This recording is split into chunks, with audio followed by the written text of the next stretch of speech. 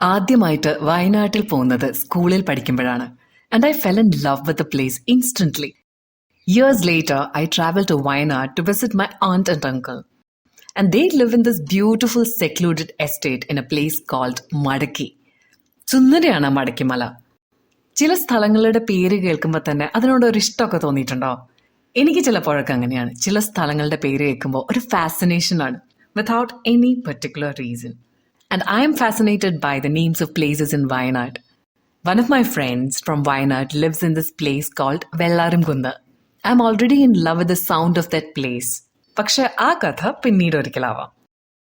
അങ്ങനെ ഒരു വെക്കേഷൻ സമയത്ത് I carpooled from Bangalore in the afternoon to reach Madaki so that I could also enjoy the scenic beauty of the Bangalore-Mysore stretch.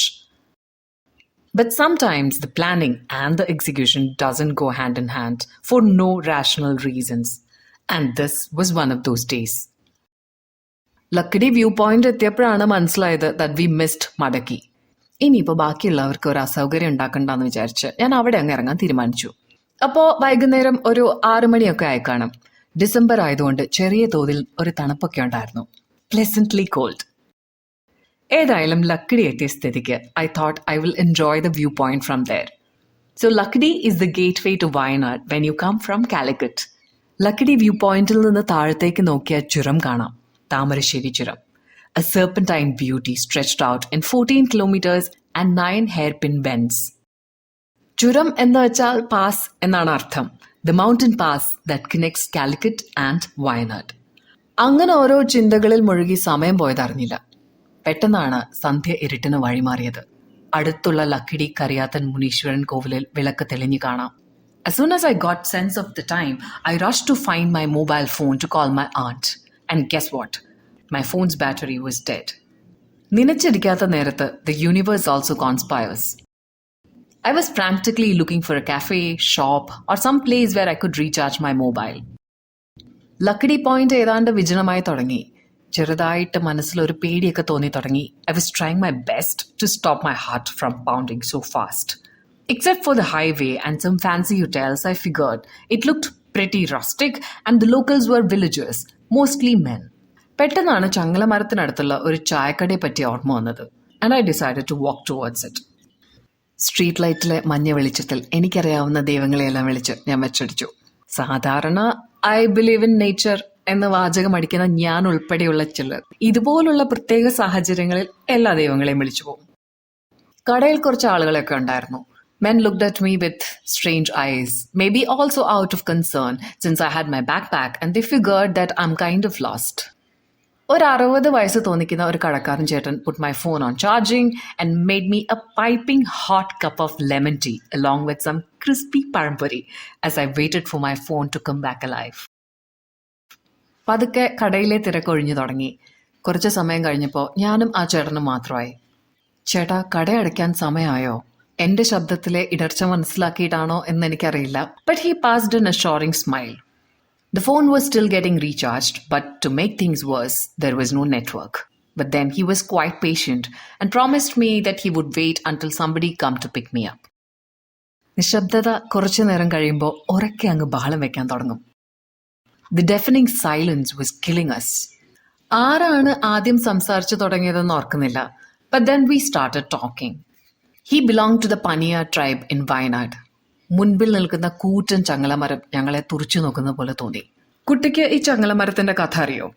സത്യം പറഞ്ഞാൽ കരിന്തണ്ടനെ പറ്റി അറിയാൻ കൂടിയാണ് ഞാൻ വയനാട്ടിൽ വന്നത് എന്ന് പറയാൻ അപ്പം മനസ്സ് വന്നില്ല. അങ്ങനെ നമ്മുടെ കടക്കാരൻ ചേട്ടൻ പറഞ്ഞതാണ് ചങ്ങലമരത്തിന്റെയും കരിന്തണ്ടന്റെയും കഥ. കരിന്തണ്ടൻ, പണിയാന്മാരുടെ മൂപ്പൻ.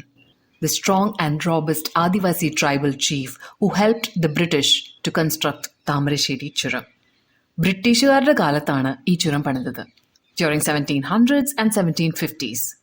During the time, Britishers were searching for a new route to transport spices from Wayanad to Calicut. പക്ഷെ എത്ര കൊമ്പൻ സായിപ്പ് എഞ്ചിനീയർമാർ വന്നിട്ടും ഒരു വഴി കണ്ടുപിടിക്കാൻ അവർക്ക് കഴിഞ്ഞില്ല. അങ്ങനെ ഇരിക്കുമ്പോഴാണ് അവർ കരിന്തണ്ടനെ പറ്റി കേൾക്കുന്നത്.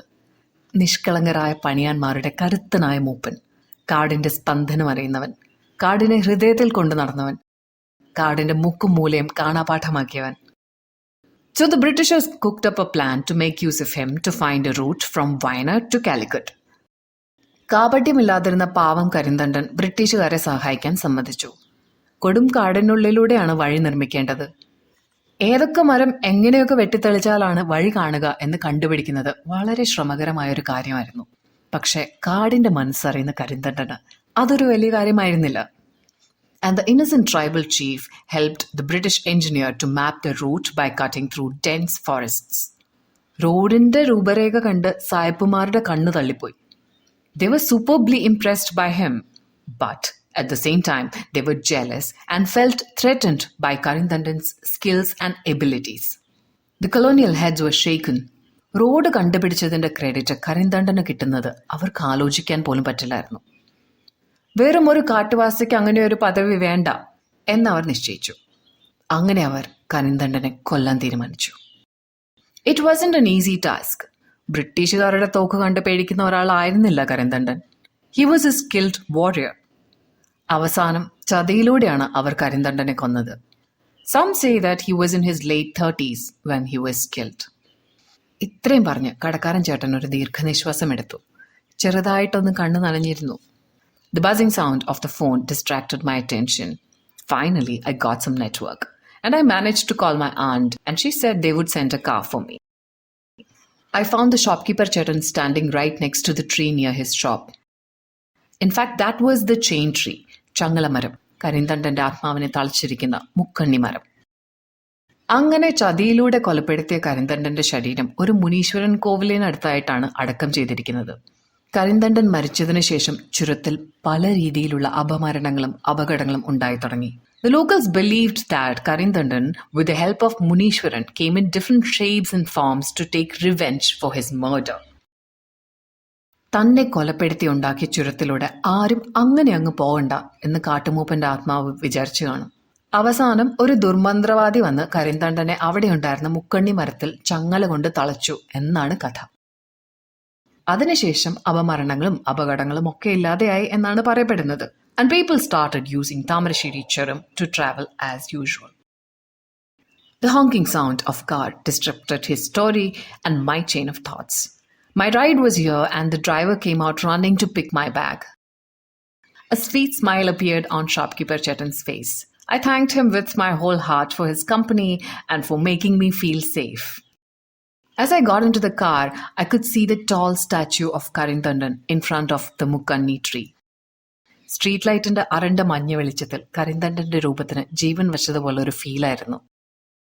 വീട്ടിലെത്താനുള്ള തത്രപ്പാടിനിടയിൽ ഷോപ്പ് കീപ്പർ ചേട്ടന്റെ പേര് ചോദിക്കാൻ മറന്നുപോയി.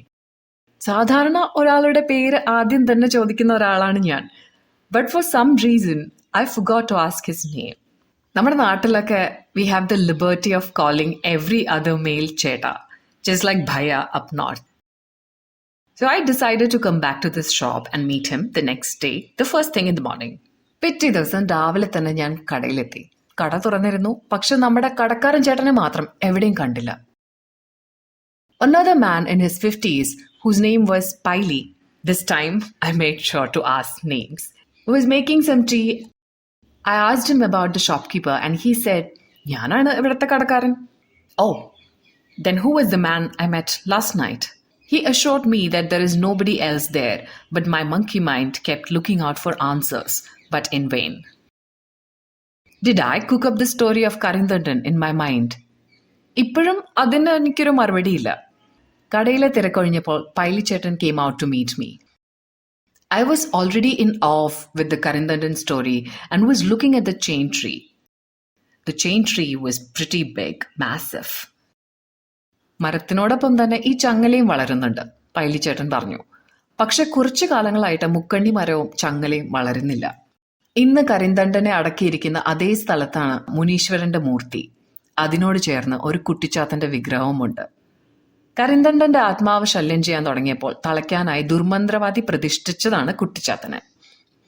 ദുർമന്ത്രവാദി വന്ന് കരിന്തണ്ടനെ തളച്ചപ്പോൾ നല്ല ബലമുള്ള കാട്ടുവള്ളികൾ കൊണ്ടാണ് തളച്ചത്. പക്ഷെ കാലക്രമേണ അത് ചങ്ങലയായി മാറിയെന്നാണ് കഥ.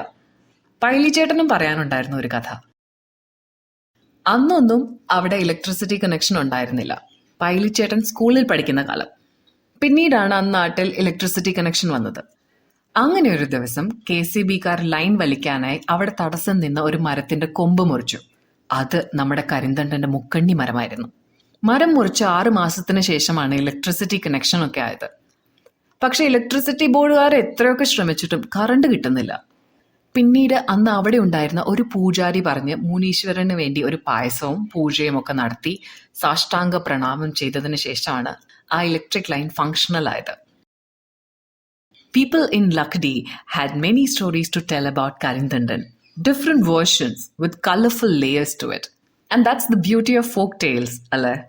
പക്ഷെ ഒരു ചോദ്യത്തിന് മാത്രം ഇപ്പോഴും എനിക്കൊരു ഉത്തരവില്ല.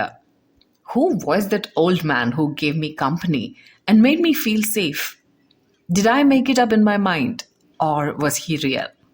പിന്നെ കഥയിൽ ചോദ്യമില്ലെന്നാണല്ലോ.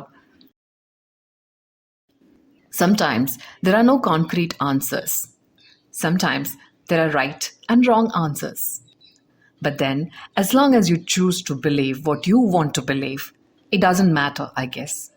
So I choose to believe in my story. That's all from me today. Signing off for now. Stay tuned for another exciting folktale from God's own country.